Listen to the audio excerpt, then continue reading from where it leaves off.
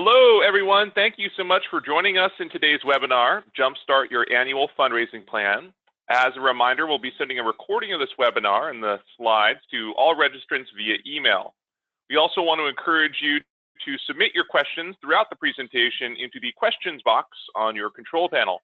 At the end, we'll be having some time for Q&A with our panelists. So speaking of panelists, we have a couple excellent speakers for you today. Gail Perry is a fundraising expert with 30+ years of experience and has helped raise over $500 million. Christy Noel runs Mobile Cause's digital marketing services and has helped hundreds of nonprofits exceed their fundraising goals. And they've put together an information-packed agenda for you today. You'll hear about how to create a highly profitable annual fundraising plan, 10 steps to an organized plan, 7 must-do steps for developing your own day of giving, and a case study that you can replicate. Now, before we get started, I have a quick poll that I want to launch. So bear with me one moment here.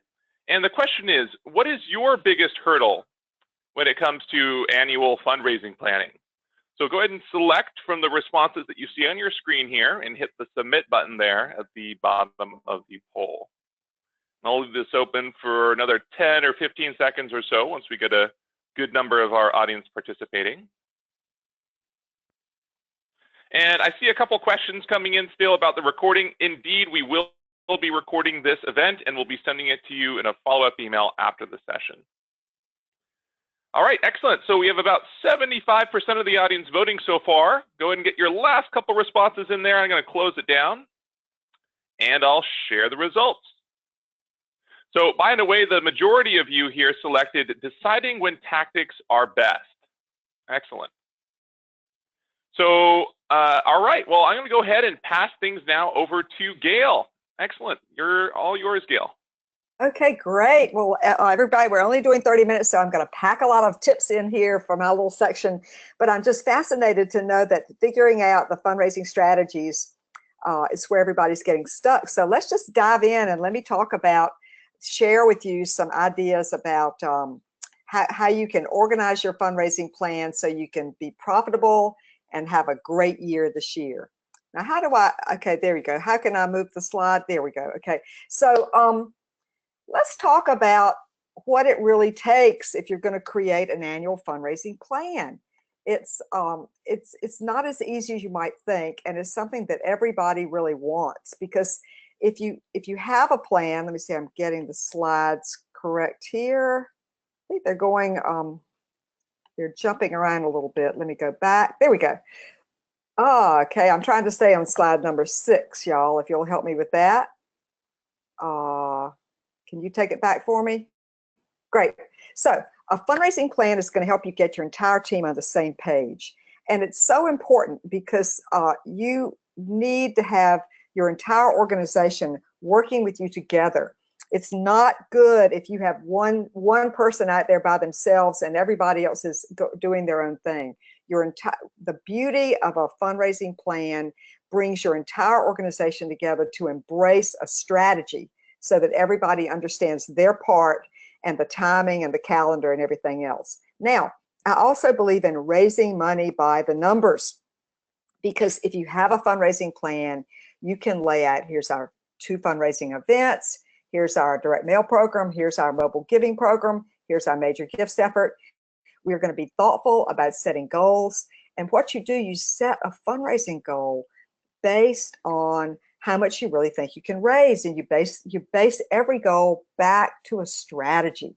That way there's no fundraising goals that are pulled out of the air and sort of stuffed upon you, right? So there's no guessing. And I also think that a fundraising plan is a great time to educate everybody about how fundraising works, because I find that the board and sometimes even the CEO and other chief officers of the organization and program staff, they don't understand why mobile giving may be such an important growing part of your fundraising program, and your events are not as productive. So having a plan and taking that time to have broad discussions about strategy makes your life and your world easier. And I even think that that you can sleep better at night if you have a fundraising plan that you've discussed and that everybody agrees on. And of course, duh, I mean, you might say duh to say, but I just have to say it, that with a plan, you're going to get more, you're going to apply your energy in the right places. So you're going to raise more money, right? So it allows you to deploy all the resources of your organization, your volunteers, your board, your staff, your program staff, and at their highest and best use, so that you can raise the most money possible. Hooray, hooray. And one of the things I like to think about when we're doing a fundraising plan is that it helps you create a stage for calm, rational discussions about fundraising. You know, people don't have to look at, they don't have to, they're not making decisions based on their own personal opinion. They can make decisions based on real life data. You know, you can look at your fundraising infrastructure and see if you need to make investments in your fundraising infrastructure. But one of my favorite things that a fundraising plan does for you is that it lets you just innocently ask the cage rattling questions. You know, why are we doing it this way? Do we have to have 5 events? Maybe we should be doing fundraising major gifts. Maybe we should add mobile giving to, maybe we should add a giving day. It's just, it's so wonderful, because I see fundraisers sort of hanging out there by themselves with goals inflicted upon them and with board members who don't understand. So it would be really interesting if we had time to really think about what your biggest obstacle is to creating an organized fundraising plan of action. It'd be, you know, take some time to figure that out. So let's talk just a little bit about what goes into a plan. You know, if you don't have a plan, you're gonna be floundering, and people are not going to be organized at all. So what breaks my heart too is that when there's not a plan, you're leaving money on the table. So I hope I have motivated you a little bit, knowing that how important it is in multiple levels, including your ability to have a sane night's sleep all during 2018. This is what you need to go through if you want to have an organized and profitable fundraising plan. You want to look at 5 key areas in your organization. And if you take these 5 steps, I've got a lot of this information on my website at carolperry.com that you can look up if I can be helpful. But start with your data, you know, run your reports, see what the trends are in all your fundraising program. And of course, definitely track your donor retention. And when you pull your data, it's a great time to step back and say what's working and what's not working about each of the strategy areas that we implemented last year. That's where you start. And then you look at your internal support for philanthropy and fundraising. It's a great chance to step back and evaluate who's on board with us and who's not. Is everybody being an ambassador? Do they understand and support fundraising? So maybe when you go through the planning process, again, I mentioned earlier, it's an educational time for everyone, and the fundraisers get to sort of share the limelight about how everything works. Third, when you're creating a annual fundraising plan, you know, you do your data, you examine your internal support, and then you of course, you start with your direct mail, because that's one of the great, powerful central focuses of many organizations' fundraising. And you evaluate your fundraising direct mail. What's working? What's not working? What are the trends? What is the data? What can we do better in the coming year? How are we going to plan out a multi-channel fundraising campaign? And then fundraising event. You know, I have to just remind you that fundraising events are probably, they're the least profitable and least productive place, my friends, for you to spend your time and energy. Fundraising events take so much time, and they cost your time when you should be spending it in major gifts or in a more productive place for fundraising. And many board members are wed to the events, but they need to be educated that the cost per dollar raised is 50 cents on the dollar. It is many fundraising events are almost a waste of time if you add the staff time in there. Fundraising planning time is when you can step back and really ask the cage rattling questions. Should we be doing all these events? And also, when you're making your annual plan, you evaluate your grants and sponsorships. How well are we doing? What can we change? How can we be more targeted and more productive? You get a chance to look at your case for support and your messaging. How are our communications? Where do we need to change and sharpen? And then again, look at your online revenue potential and your online presence. That includes your email campaigns, your website, and your linking over to all the social and major gifts. You know, how much money in major gift fundraising are we really leaving on the table? Such an important area. And then one of the areas that that people forget when they're making a fundraising plan is, what about our infrastructure? You know, is our back office, our administrative staff, are we adequately staffed? Do we have what we need to reach our fundraising potential and to really raise the money we feel is out there for us right now?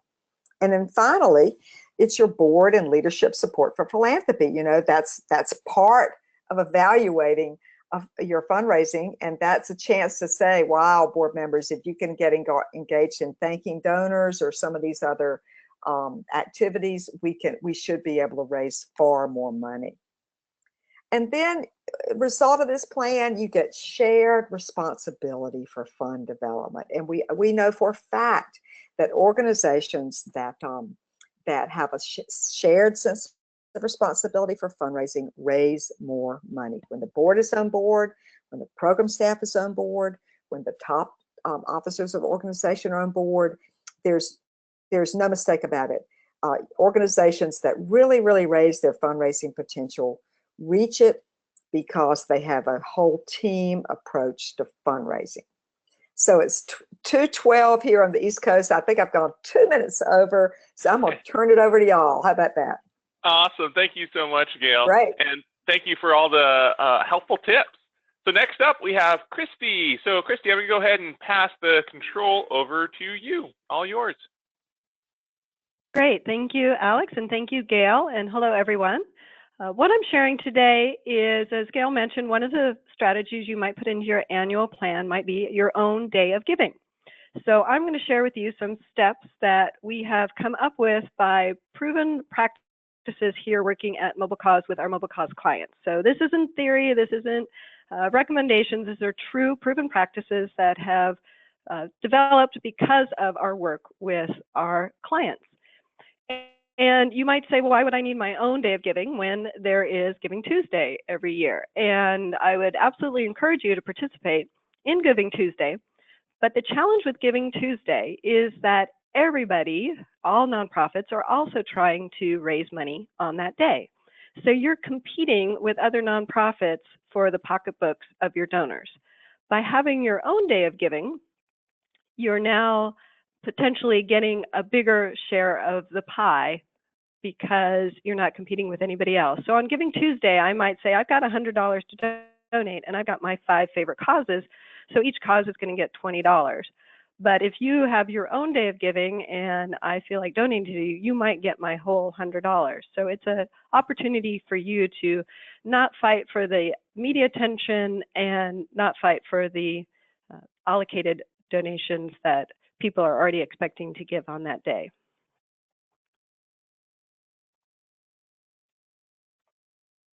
So how do we go about creating our own day of giving? Oh, let me take one step back.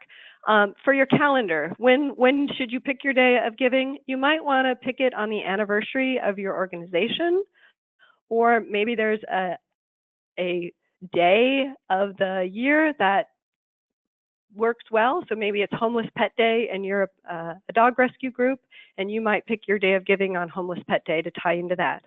Or it might just be as simple as your calendar. You have other events and other campaigns going on, and the month of June, there's not a lot going on, so you might pick a day in June to be your own day of giving.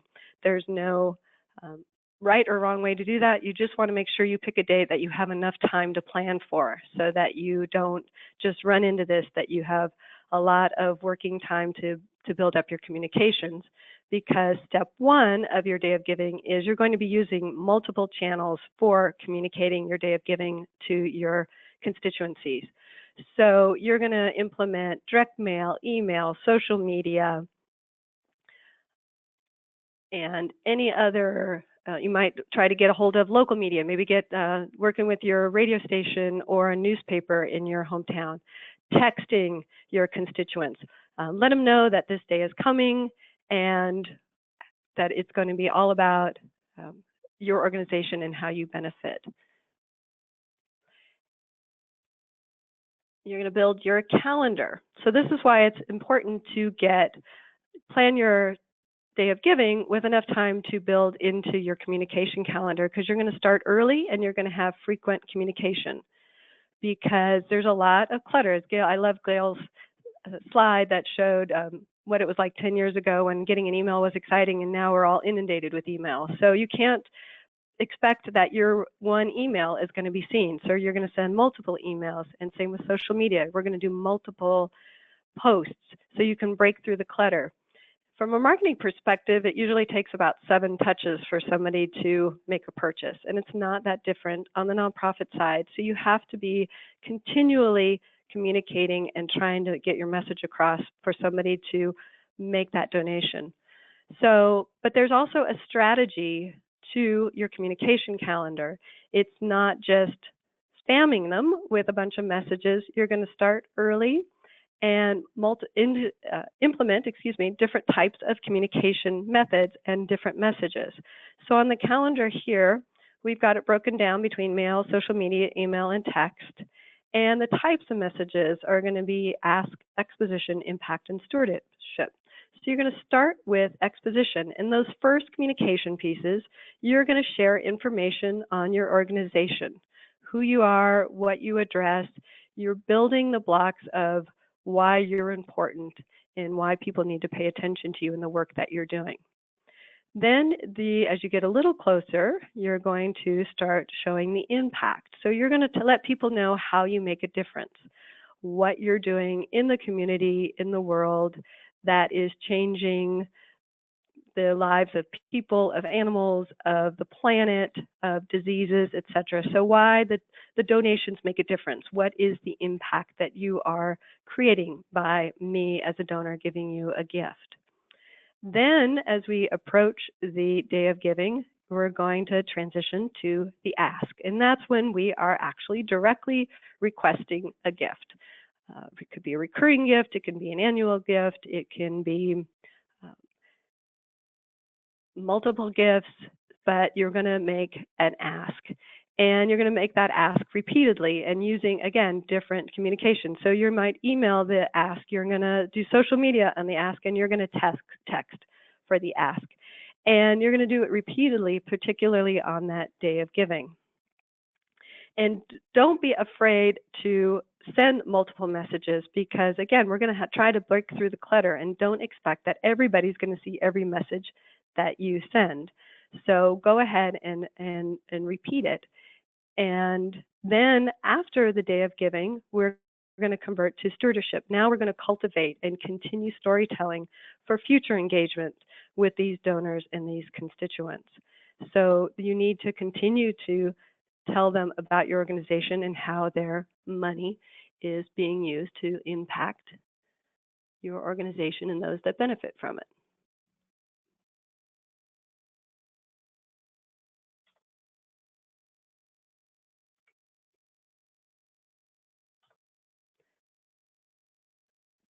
Then I've got some tactics here for our strategy. We're going to implement short videos. Videos are extremely impactful for sending your message. In this day and age, people can't help but watch a video. And so they're a great way to get your message across and to make an ask as well. So you can include a video on your donation page, on your social media, on your web page. You can also create short videos that thank donors that you can send as part of your thank you email.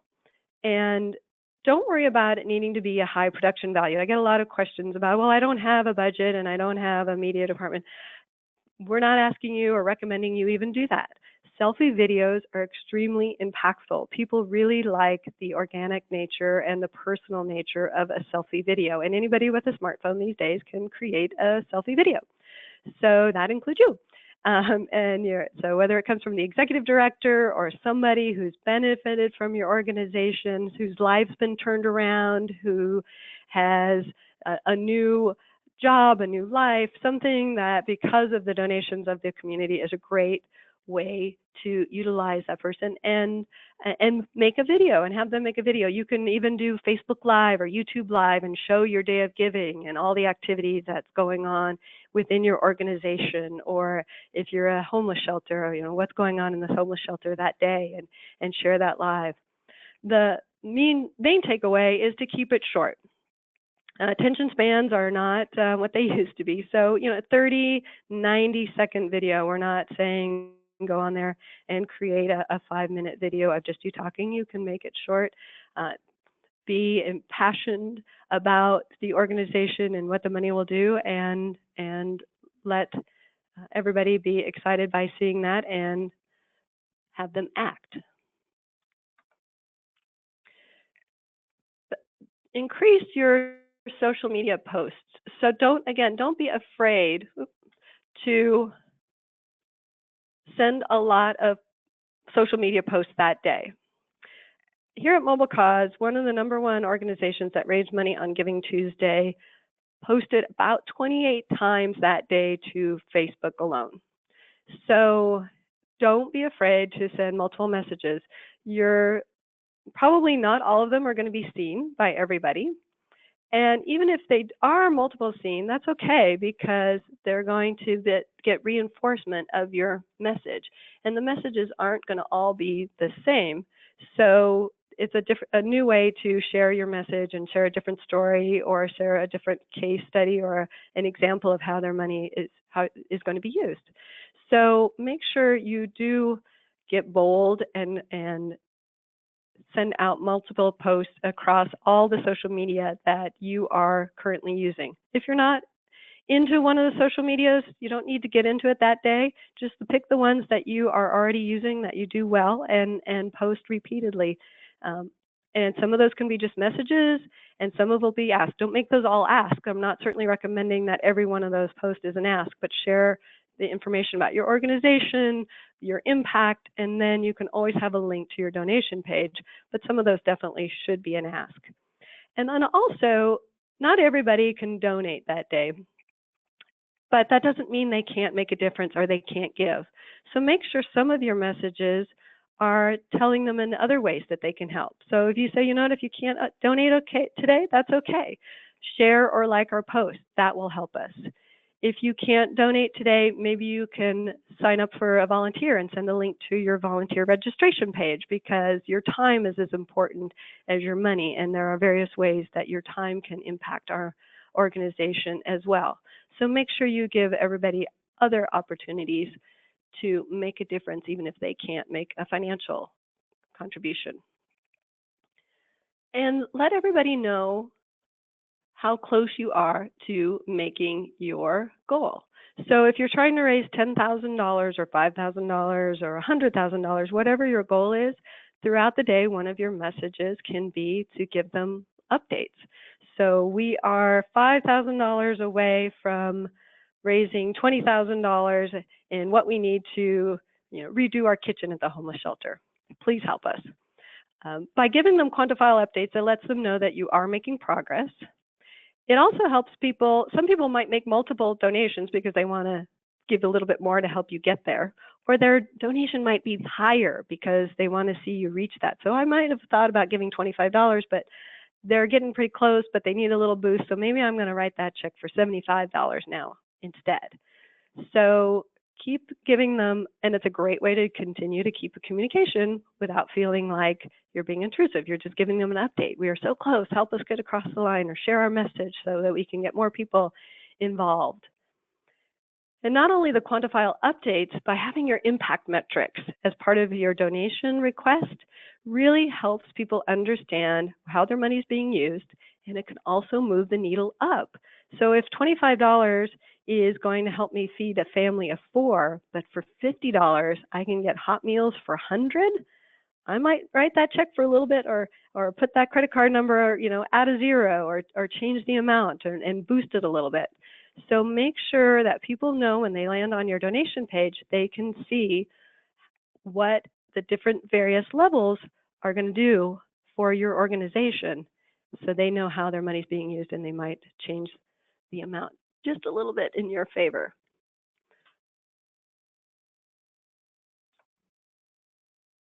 Ask your donors on your donation page if they can be acknowledged.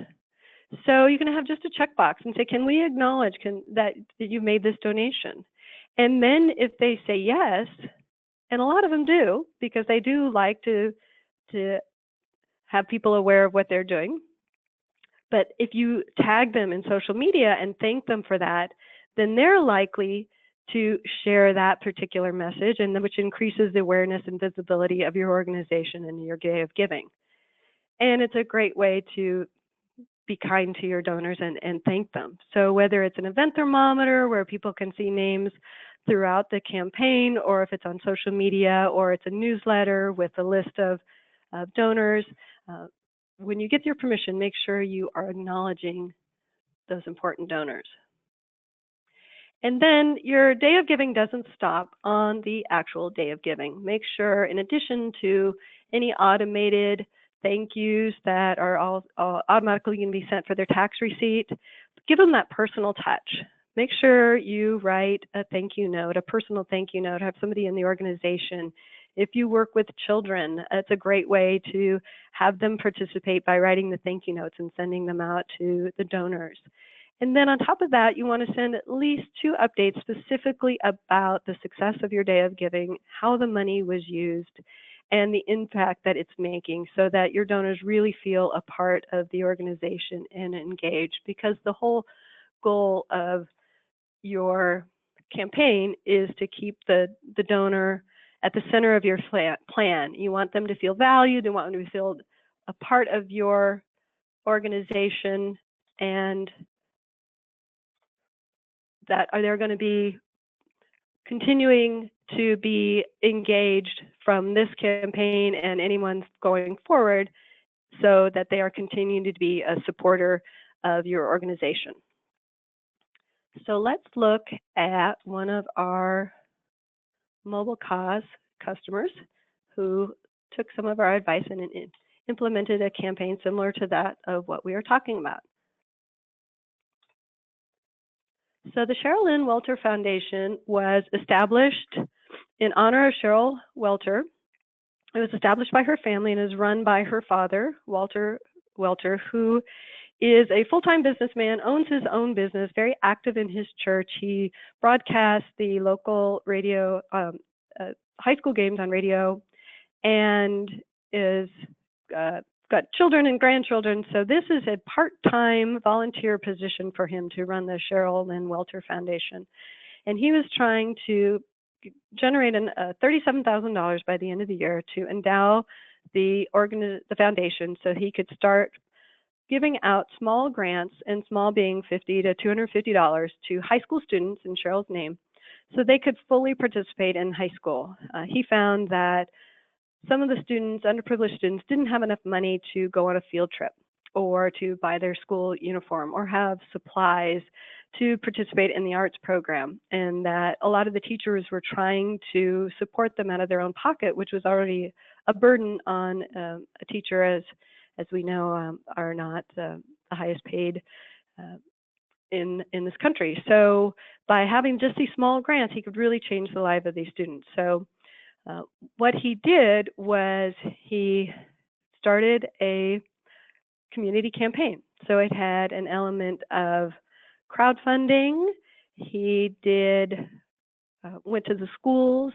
He went to the local paper.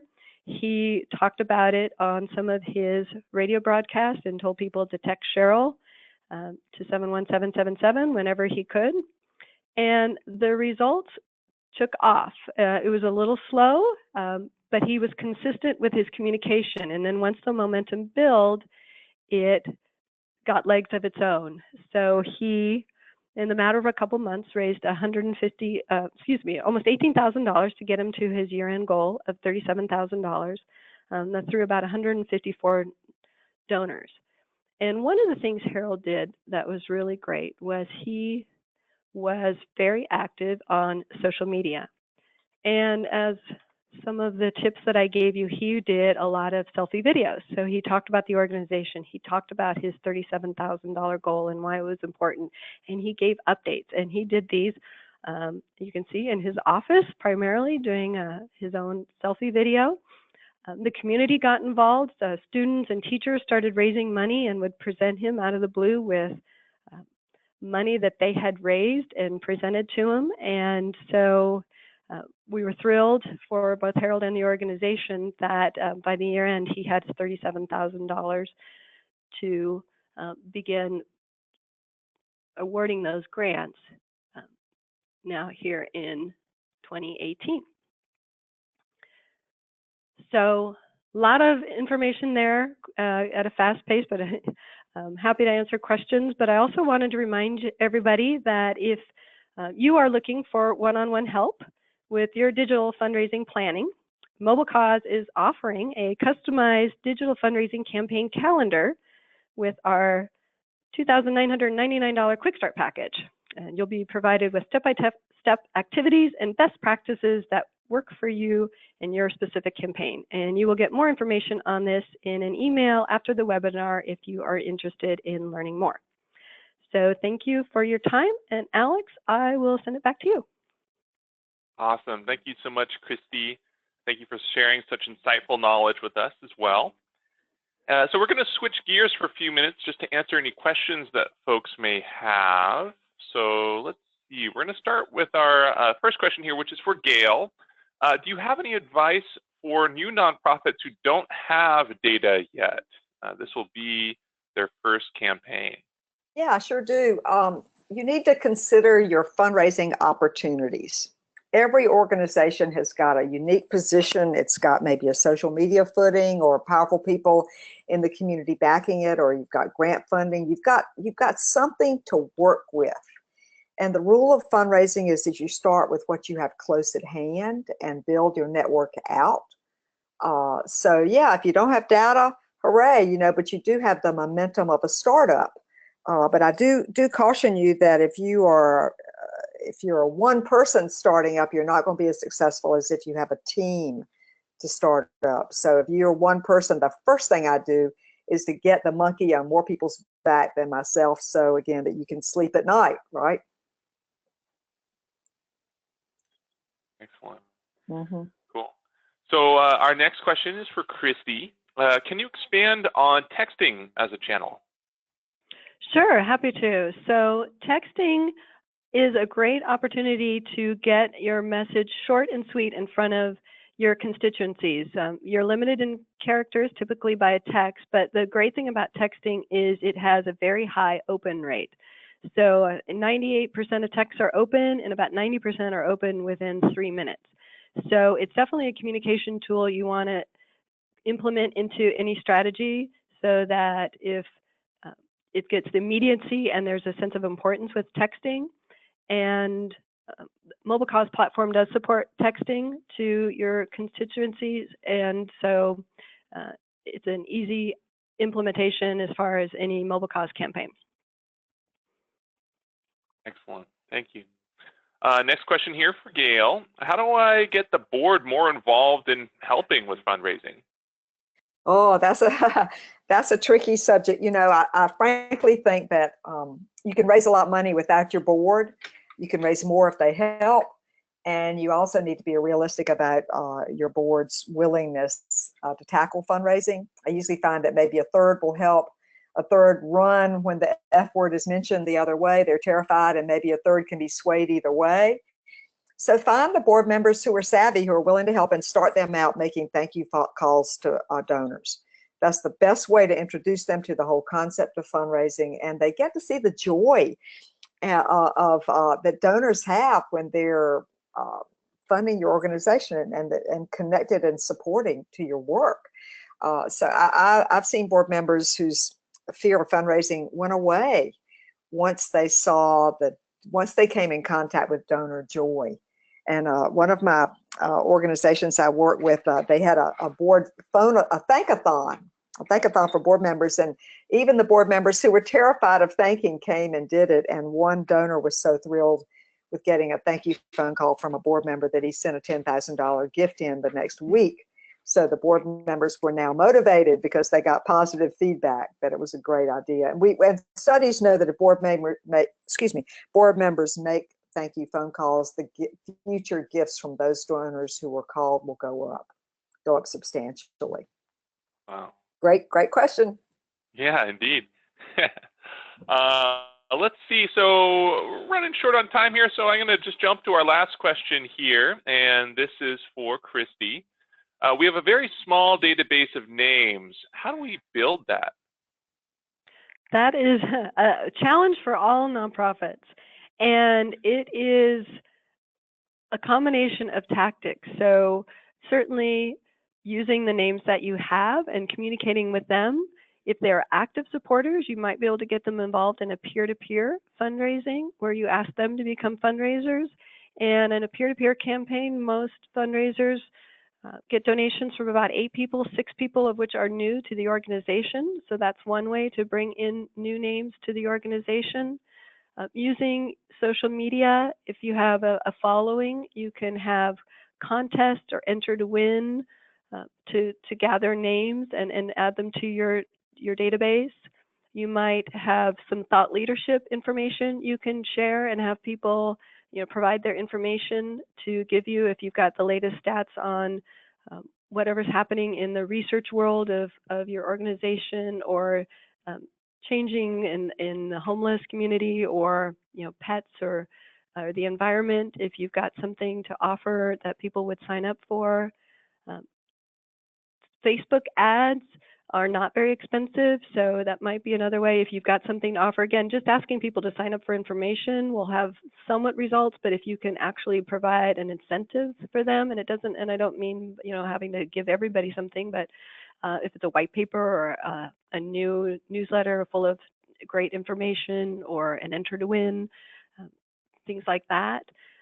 You can boost Facebook even for your day of giving, which usually doesn't cost a lot of money and can broaden the audience. And getting out in the community and trying to get people excited about your mission and be a part of it. So it's a long, can be a little slower process, but it can work. And as you said, once you get momentum, it usually picks up. But you've got to start somewhere, and but no one silver bullet. It usually takes various different tactics to start building that database. Indeed.